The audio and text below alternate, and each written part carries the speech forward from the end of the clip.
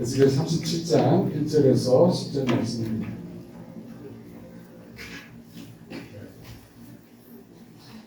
제가 한 절 읽고 여러분이 한 절 읽고 드리겠습니다. 여호와께서 권능으로 내게 임하시고 그의 영으로 나를 데리고 가서 골짜기 가운데 두셨는데 거기 뼈가 가득하더라. 나를 뼈가 사람을 무시하게 하시고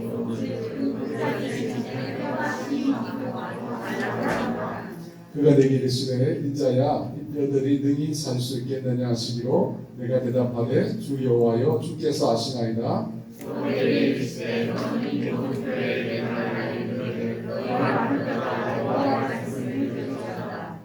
주 여호와께서 이 뼈들에게 이같이 말씀하시기를 내가 생기를 너희에게 들어가게 하리니 너희가 살아나리라.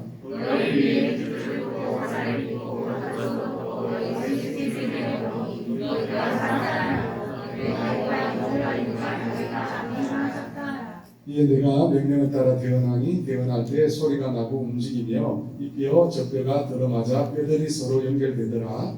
내가 저분이 그 뼈에 입질이고 사이로며 그 위에 가지 없나 그 속에 있는 거라. 또 내게 이르시되 인자야 너는 생기를 향하여 대언하라. 생기에게 대언하여 이르기를 주 여호와께서 이같이 말씀하시기를 생기야 사방에서부터 와서 이 죽음을 당한 자에게 불어서 살아나게 하라 하셨다 하라.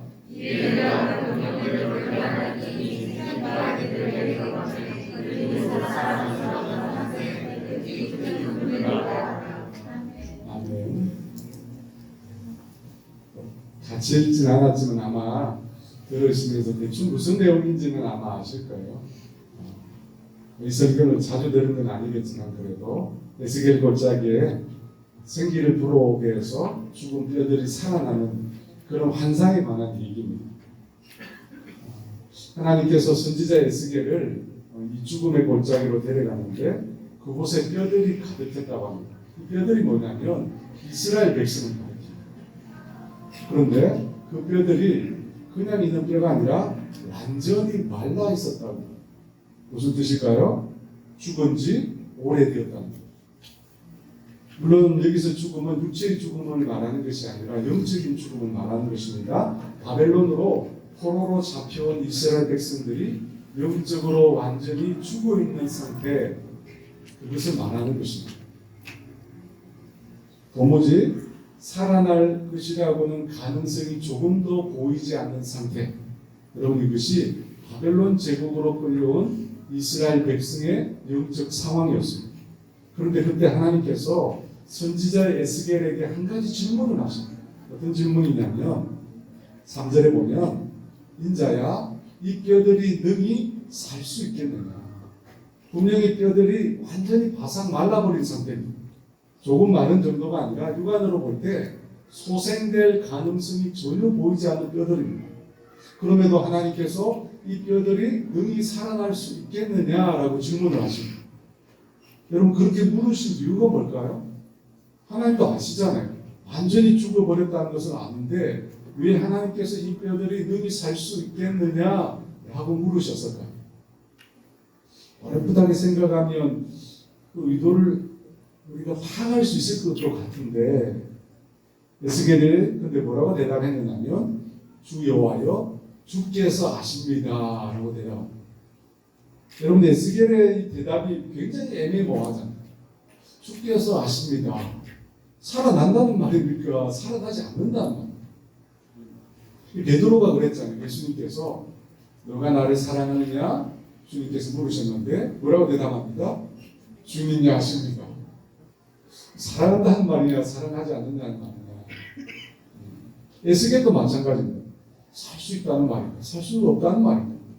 그냥 주께서 아십니다라고 주님께서 주신 그 질문을 답하지 않고 주님께 도로 던져드립니다. 왜 이와 같은 모호한 대답을 에스겔이 했을까요? 왜냐하면 이스라엘이 지금 말라버린 이 뼈와 같은 상태로 만드신 분이 누구십니까? 하나님이 만드신 거예요. 하나님이 이스라엘 백성을 심판하셨어요. 하나님께 불순종하고 하나님의 언약을 어기니까 하나님이 그들을 심판하신 거예요. 그래서 지금 그들이 마른 뼈와 같은 그런 상태에 처하게 된 것입니다. 그런데 하나님께서 살아나겠느냐 물으십니다. 그래서 에스겔은 확신이 안 됩니다. 과연 이 일이 가능할 것인가? 분명히 하나님은 완전히 죽어버린 뼈도 다시 살리실 능력이 있으십니다. 여러분 있잖아요. 근데 문제는 주님께서 이것을 살리시려고 하는가? 정말로 주님께서 살리시기를 원하시는가? 라고 하는 데 대해서 의구심이 생깁니다. 왜 그렇죠? 하나님이 심판하셨거든요. 하나님이 지금 이 모습, 이 모양이 되도록 만드신 거거든요. 그러니까 에스겔이 확신이 안 되는 거예요. 그래서 어정쩡하게 주님이 아십니다 라고 대답을 한 겁니다. 여러분 그것에 대해서 4절과 5절에 하나님께서 에스겔에게 뭐라고 말씀하시냐면 이렇게 말씀하십니다. 또 내게 이르시되 너는 이 모든 뼈에게 대언하여 이르기를 너희 모든 뼈들아 여호와의 말씀을 들을지어다 주 여호와께서 이 뼈들에게 이같이 말씀하시기를 내가 생기를 너희에게 들어가게 하리니 너희가 살아나리라. 하나님 말씀하신 거예요. 마른 뼈들에게 생기가 들어가서 살아나게 된다는 거예요. 그러면서 주님이 뭐라고 하시냐면 뼈들이 살아날 것을 너 에스겔아 대언하라고 합니다. 앞서 뼈들이 살아날 수 있겠느냐 질문에 에스겔은 주님이 아십니다라고 대답했습니다. 근데 그 말이 하나님의 뜻이 무엇인지 묻는 말임을 아시고 주님께서 에스겔에게 뼈들이 다시 살아나겠다고 말씀하신 겁니다. 이제 하나님의 뜻이 명확해졌습니다. 어떻게 명확해졌습니까? 마른 뼈들에게 하나님이 생기를 불어넣어서 살리시겠다는 거예요. 그 말씀을 듣고 확신을 얻고 난 다음에 에스겔이 하나님의 말씀을 대언합니다. 10절 상반절에 보니까 이에 내가 명령을 따라 대언하니 여러분 에스겔이 하나님의 말씀대로 대언할 때 어떤 일이 일어납니까? 죽은 뼈들이 소리를 내면서 움직여서 이 뼈와 저 뼈가 서로 들어맞습니다. 그리고 서로 연결이 되고 그 뼈에 힘줄이 생기고 살이 오르고 가죽이 덮입니다. 그래서 그 뼈들이 결국 생명을 얻게 됩니다. 그럼 이 말씀을 통해서 우리가 깨닫는 게 있습니다. 어떤 걸 깨닫습니까? 먼저는 하나님께서는 능치 못하실 일이 아무것도 없다는 것입니다. 죽어버린 뼈도 하나님께서 생기를 불어넣으시면 살아날 수밖에 없다는 겁니다. 여러분 아브라함의 아내 사라가 생리가 끊어졌잖아요. 나이가 많아요. 도저히 아기를 낳을 수 없습니다. 의학적으로 불가능합니다. 그런데 하나님께서 약속하십니다. 너를 통해서 생명을 낳게 하겠다. 어떻게 됩니까? 생명을 낳게 됩니다.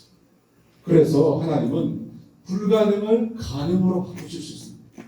로마서 4장 17절에 그래서 뭐라고 고백하느냐면 아브라함이 믿은 바 하나님은 죽은 자를 살리시며 없는 것을 있는 것으로 부르시는 이시라고 고백합니다.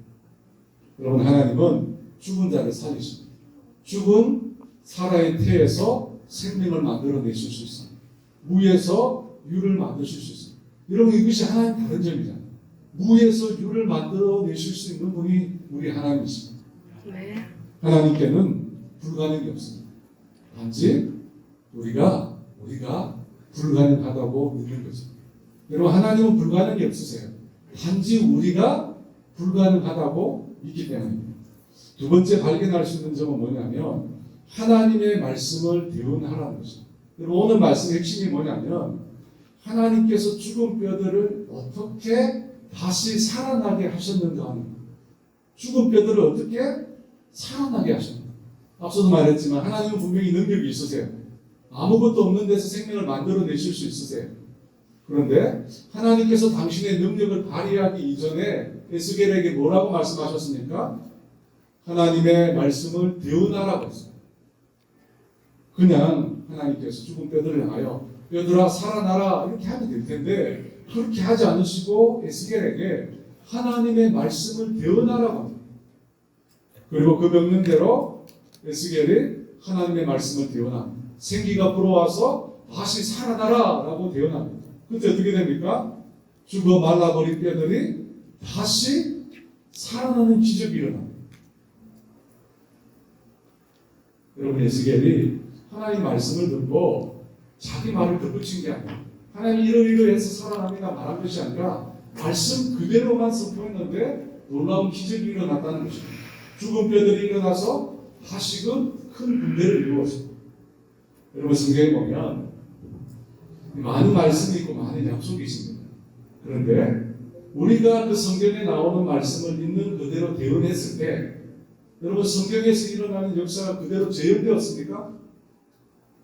여러분 어떠세요? 중병을 앓고 있는 사람을 생각했는데 그 중병에서 일어나라 외쳤을 때 그 사람이 일어났습니까? 일어나신 적 한 번도 본 적이 없습니까? 정말요? 내 중병을 앓고 있는 사람에게 분명히 하나님 말씀대로 일어나라고 했는데 왜 여러분이 느끼는 것처럼 왜 일어나지 않는가? 왜 기적이 일어나지 않고 성경에 분명히 많은 기적이 일어나는데 여러분 여기서 우리가 꼭 알아야 될 한 가지 요소가 있어요. 여러분 3절에 분명히 하나님께서 에스겔에게 능히 이 뼈들이 살 수 있겠느냐 물었을 때 에스겔이 뭐라고 대답했습니까? 하나님만이 아신다고 그랬어요. 그런데 그렇게 대답한 것은 주님께서 살리실 능력은 있으시지만 주님께서 과연 살리실 의사가 있는지 살리기를 원하시는지 자기가 확신을 못했거든요. 왜냐하면 이스라엘을 그렇게 말라버린 뼈로 심판하신 분이 하나님이시거든요. 그런데 그렇게 심판하신 분이 다시 살리실 의향이 있는지 에스겔이 확신을 못한 거예요. 그런데 주님이 뭐라고 하십니까? 내가 다시 살리겠다고 하셨거든요. 하나님 뜻이 분명해졌잖아요. 하나님 뜻이 분명해졌어요. 그리고 그 말씀을 듣고 에스겔이 선언합니다. 하나님 말씀대로. 그때 어떤 일이 일어납니까? 진짜 말씀대로 살아나게. 여러분 이것을 통해서 우리가 배워야 될 게 뭐냐면 우리에게 들려진 하나님의 말씀이 하나님의 뜻인지 명확하게 아는 게 중요하다. 여러분 우리에게 들려진 하나님의 말씀이 하나님의 뜻인지 명확하지 않다면 그 말씀을 통해 역사가 일어나지 않습니다.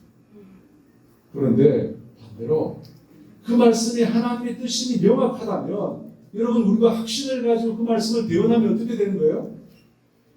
어떻게 되는 겁니까? 성경에 나와 있잖아요. 에스겔이 하나님의 말씀임을 확신하고 대언하니까 생기가 불어와서 말라버린 뼈들이 다시 살아난 거예요.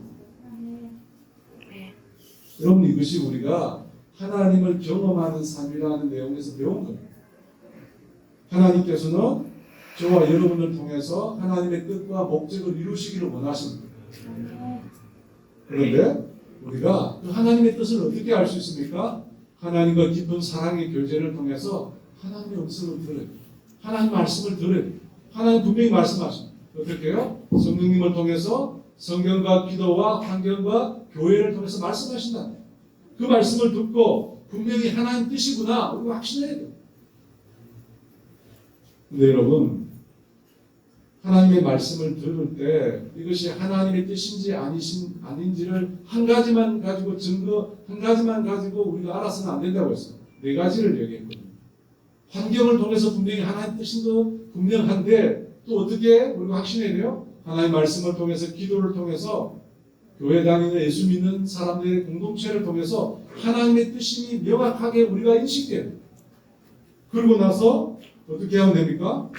그 말씀 그대로 우리가 선포하고 믿음의 순종을 하는 거예요. 그럼 어떻게 되죠? 하나님 역사하신 거 아닙니까? 여러분 믿으십니까? 네. 오늘 집사님이 들었다잖아요. 왜 말 안 하냐고. 말 안 하냐고 들었다. 그렇게 오신 거 아니에요? 안 그래요? 여러분 하나님은 능치 못할 일이 아무것도 없어요. 하나님 살아계십니다. 이사야 55장 10절과 11절에 뭐라고 말씀하셨냐면 하나님의 말씀은 헛되이 되돌아오지 않는다고 했어요. 이는 비와 눈이 하늘로부터 내려서 그리로 되돌아가지 아니하고 땅을 적셔서 소출이 나게 하며 싹이 나게 하여 파종하는 자에게는 종자를 주며 먹는 자에게는 양식을 줌과 같이 내 입에서 나가는 말도 이와 같이 헛되이 내게로 되돌아오지 아니하고 나의 기뻐하는 뜻을 이루며 내가 보낸 일에 형통함이니라. 하나님의 말씀은 성취되지 않고 헛되이 그냥 되돌아오지 않는다고 합니다. 하나님이 기뻐하시는 뜻을 반드시 성취한다고 합니다. 하나님의 말씀은 형통하다고 합니다. 여러분, 저와 여러분의 삶 가운데 기적이 일어나지 않는 이유는 하나님의 능력이 없어서가 아닙니다. 능력이 없어서가 아니에요. 우리가 상상할 수 없는 능력을 하나님 가지고 계십니다. 우리가 머리로 상상할 수 없는, 생각할 수 없는 놀라운 능력을 그분이 소유하고 계십니다. 그런데 왜 우리 삶에는 그분의 능력이 나타나지 않는가? 하나님의 능력이 우리 삶 가운데 나타나게 하는 방법을 우리가 모르기 때문에. 그게 뭐죠? 오늘 말씀해 보니까 하나님의 말씀을 대언하니, 하나님의 말씀을 대언, 하나님의 말씀을 대언하니까 하나님이 오십니다. 여러분, 하나님의 말씀을 대언하기 위해서 뭐 해야 됩니까? 먼저 하나님을 알아야죠. 하나님을 알지도 못하는데 어떻게 하나님의 말씀을 대언합니까? 그래서 우리가 하나님 만나는 거예요. 하나님 예배하는 거예요. 하나님과 교제하는 거예요. 그래서 하나님을 알아가는 거예요. 그리고 그분의 뜻이 무엇인지, 그분의 계획이 무엇인지, 그분의 목적이 무엇인지 우리가 점점 더 깨달아가는 것입니다. 그래서 여러분, 하나님의 말씀을 듣고 그분의 뜻을 확신해요. 그러고 난 다음에 어떻게 해야 되죠? 대언해요. 여러분, 예수님께서 이런 말씀하셨어요. 요한복음 12장 49절 50절 말씀입니다. 내가 내 자의로 말한 것이 아니요 나를 보내신 아버지께서 내가 말할 것과 이럴 것을 친히 명령하여 주셨으니 나는 그의 명령이 영생인 줄 아노라. 그러므로 내가 이러는 것은 내 아버지께서 내게 말씀하신 그대로니라 하시니라. 예수님께서 뭐라고 하십니까? 하나님께서 내게 말씀하신 그대로 말씀하신다는 거예요. 곧 예수님은 하나님의 말씀을 대언한다는 겁니다. 당신 자의로 말씀하시지 않고 하나님께서 당신에게 주시는 말씀은 그대로 말한다는 거예요. 그 말씀을 통해서 어떻게 됩니까? 예수님의 삶을 통해서, 예수님의 말씀을 통해서 놀라운 역사예요. 왜? 하나님의 말씀을 대언했기 때문에. 여러분, 그러면 우리는 어떻게 하나님의 말씀을 대언할 수 있을까요? 우리는 예수님이 아니잖아요. 우리는 예수님이 아닌데 어떻게 하나님의 말씀을 대언할까요? 그 일을 가능하게 하시는 분이 있죠. 누구시죠? 성령이죠. 우리 안에 계시면서 예수님에 대해서 알게 하시고, 우리 안에 계시면서 예수님의 말씀을 생각나게 해주시는 그 성령님. 그 성령님이 계시기 때문에 우리가 하나님의 말씀을 대언할 수 있어요. 여러분, 우리가 하나님의 말씀을 대언하면 어떻게 될까요? 하나님의 놀라운 역사가 다 때려요. 하나님의 말씀을, 죄송합니다. 성령님은 하나님의 말씀을 대언하게 하시는 거죠. 사도행전 2장 4절에 보니까 이런 말씀이 있어요. 그들이 다 성령의 충만함을 받고 성령의 말하게 하심을 따라 다른 언어들로 말하기를 시작하니라. 여러분 잘 아시듯이 오순절날 마가의 다락방에 120명의 성도들이 모였습니다. 그곳에 성령님이 임재하셨습니다. 하늘로부터 급하고 강한 바람 소리 같은 것이 온 집에 가득했습니다. 그리고 불의 혀처럼 갈라지는 것이 모든 사람이 임하였습니다. 그런데 모든 제자들이 성령의 충만함을 받았습니다. 성령님께서 그들을 다스리기 시작했습니다. 그리고 제자들이 자기 입술을 통해서 성령의 말하게 하심을 따라서 말하게 되었습니다. 성령의 말하게 하심을 따라 말하게 되었습니다. 여러분, 그때 어떤 일이 일어났습니까? 성령의 말하게 하심을 따라 말하는 게 뭡니까? 성령의 말하게 하심을 따라서 하나님이 하시고자 하는 말을 대언하기 시작합니다. 여러분, 성령이 말하게 하심을 따라 말하는 게 하나님의 말씀을 대언하는 거예요. 그때 하나님의 역사가 어떻게 일어납니까? 사도행전 2장에 이어서 3장에 보면 베드로와 요한이 성전에 기도하러 갑니다. 그때 성전 밀문에서 구걸하는 거린이 있었습니다. 그는 나면서부터 단 한 번도 일어난 적이 없는 사람입니다. 그 나면서 한 번도 일어나 본 적이 없는 사람이 베드로와 요한에게 무엇을 줄까 구걸할 때 베드로가 뭐라고 이야기합니까? 은과 금은 내게 없거니와 내게 있는 이것을 내게 주노니 나사렛 예수 그리스도의 이름으로 일어나 걸어라. 그리고 오른손을 잡아 일으킬 때 어떻게 됩니까? 그 사람이 한 번도 나면서 걷지 못한 사람이 발과 발목에 힘이 생기면서 일어나 걷고 뛰게 됩니다. 여러분 왜 이런 일이 생긴 겁니까? 베드로와 요한이 사도행전 2장에서 성령의 충만함을 경험하죠. 성령의 충만함을 경험하고 하나님의 말씀을 성령이 말하게 하심을 따라서 선포할 때 기적이 됩니다. 여러분 오늘 본문에 에스겔을 마른 뼈가 가득한 이 골짜기로 데려가신 분이 누구실까요? 성경에 보면 1절에 성령님이세요. 하나님의 영이 그를 그곳으로 데리고 가셨습니다. 말라버린 이 뼈들에게 살아나게 하는 생기는 무엇일까요? 뭐죠? 무엇이 그 말라버린 뼈들에게 들어갔을 때 그들이 생명을 얻게 되었습니까? 성령님이세요, 여러분. 성령님이 임하시니까 죽은 자들이 살아나게 된 겁니다. 그 일을 하시는 분이 성령님이세요. 여러분 에스겔서 47장에 보면 이 선지자 에스겔이 또 환상을 꾸게 되는데 어떤 환상을 꾸게 되냐면 성전 문지방에서 물이 흘러서 나옵니다. 성전 문지방에서 물이 흘러서 나오는데 그 물이 흐르는 곳마다 어떤 역사가 일어나냐면 죽은 것들이 살아나는 역사입니다. 에스겔서 47장 8절과 9절에 그가 내게 이르시되 이 물이 동쪽으로 향하여 흘러 아라바로 내려가서 바다에 이르리니 이 흘러내리는 물로 그 바다의 물이 되살아 나리라. 이 강물이 이르는 곳마다 번성하는 모든 생물이 살고 또 고기가 심히 많으리니 이 물이 흘러 들어가므로 바닷물이 되살아나겠고 이 강이 이르는 각지의 모든 것이 살 것이며 여러분 물이 닿는 곳마다 살아난다고 했습니다. 여러분 이 물이 뭘까요? 이 물이 뭐죠? 성령님이십니다. 그 배에서 생수의 강이 흘러넘치리라. 요한복음 8장에 이야기하죠. 성령님이세요. 물과 성령으로 거듭나게 되리라. 성령님이세요. 여러분 성령님이 우리에게 생명을 주세요. 우리를 살리는 영이죠.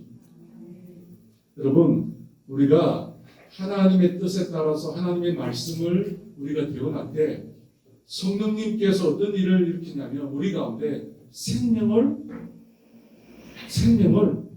되살립니다. 여러분 믿으십니까? 여러분 우리가 살리는 게 아니에요. 우리는 하나님의 말씀을 확신하고 그 말씀을 내게 주셨을 때 대언하는 거예요. 선포하는 겁니다. 내가 선포하면 성령님께서 죽은 영혼들을 살려내시는 거예요. 여러분 오늘 이 시대에 왜 하나님께서 저와 여러분을 이 땅에 부르셨을까요? 그 이유가 뭘까요? 왜 저와 여러분을 이곳으로 부르신 것일까요? 죽은 영혼을 살려내도록 하기 위해서. 죽은 영혼을 살려내기 위해서 저와 여러분 부른 거예요.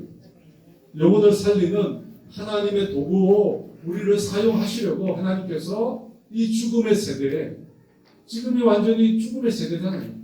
죽어버린 말라버린 이 뼈들이 가득한 이 세상에 우리를 부르신 거예요. 우리를 통해서 하나님의 말씀을 배워날 때 성령님께서 생기같이 그 말라버린 뼈들 가운데 임하셔서 생명을 되살라 일으키기 위해서 저와 여러분을 부르신 거예요. 여러분 하나님은 불가능이 없어요. 우리가 불가능하다고 믿을 거예요. 하나님은 불가능이 없어요. 모든 것을 다 가능하게 하실 수 있는 분이십니다. 그럼에도 우리를 부르신 이유가 뭡니까? 우리를 통해서 하나님이 일하시기를 원하시기 때문에 우리가 하나님의 말씀을 대언하기를 원하세요. 우리가 하나님의 말씀을 대언할 때 성령님께서 우리 가운데 역사하시고 죽은 영혼을 살려내시기 위해서 저와 여러분을 부르신 거예요. 그 일이 어떻게 가능합니까? 내 힘으로는 절대 안 돼요. 그래서 스가랴 4장 6절에 이렇게 말합니다. 만군의 여호와께서 말씀하시되 이는 힘으로 되지 아니하고 능력으로 되지 아니하고 오직 나의 영으로 되는 거예요. 나의 영으로. 우리가 성령 충만함을 받고 성령이 말하게 하심을 따라 하나님의 말씀을 대언하면 여러분 생명이 살아납니다. 구원의 놀라운 역사가 있습니다. 그 주님께서 말세의 모든 사람에게 성령을 부어주셨잖아요.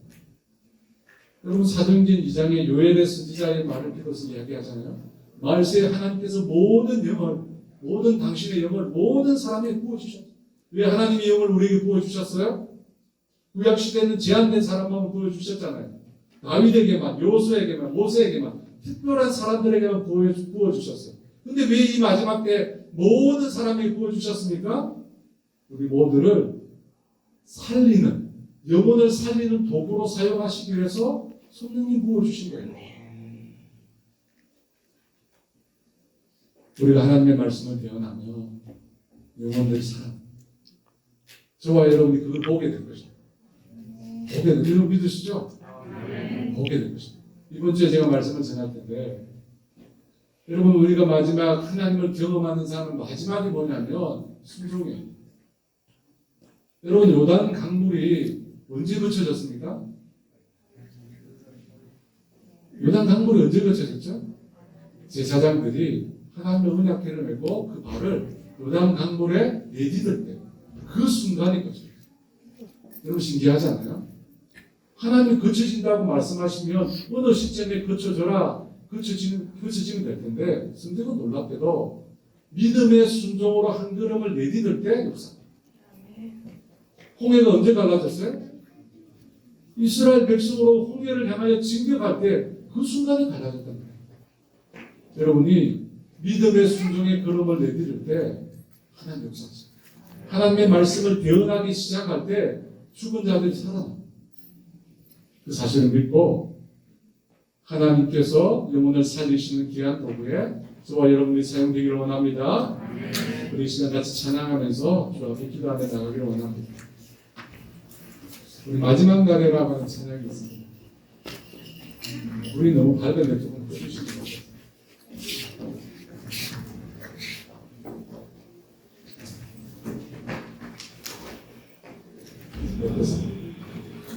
우리 마지막 날에 내가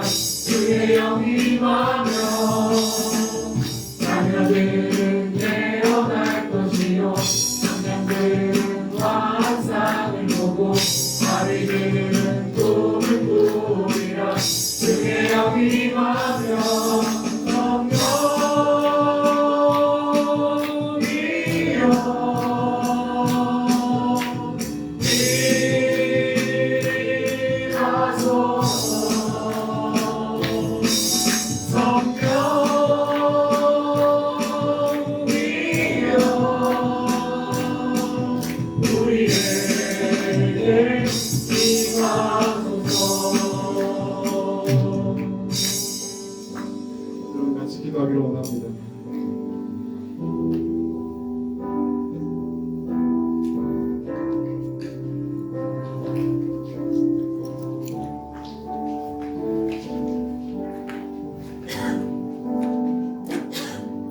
하나님께서는 우리 가운데 소원을 두고 행한다고 하셨습니다. 여러분 마음속에 하나님 어떤 소원을 주셨습니까? 여러분 그 소원이 이루어지는 것들을 보고 싶지 않습니까? 어떻게 이루어질 수 있을까요? 내 힘으로, 내 지혜로, 내 능력으로 이루어질 수 있을까요? 절대 불가능해요.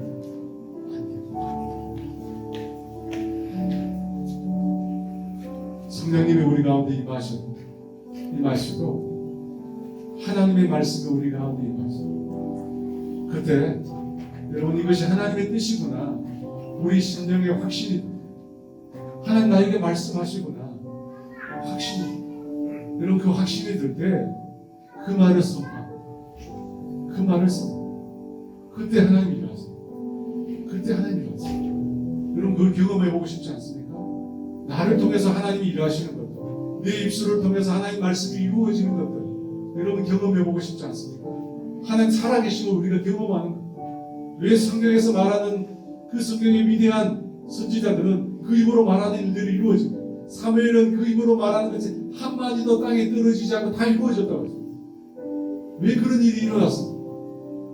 그들이 하나님의 말씀을 듣고 그것이 하나님의 말씀임을 확신하며 믿음으로 선포할 때, 성령이 말하게 하심을 따라 선포할 때 하나님이 하십니다. 하나님이 하십니다. 여러분 못할 게 없습니다. 능력이 부족해서 일어나는 일들이 아닙니다. 우리가 하나님의 도구가 되지 못하기 때문에. 여러분 이 시간 기도합시다.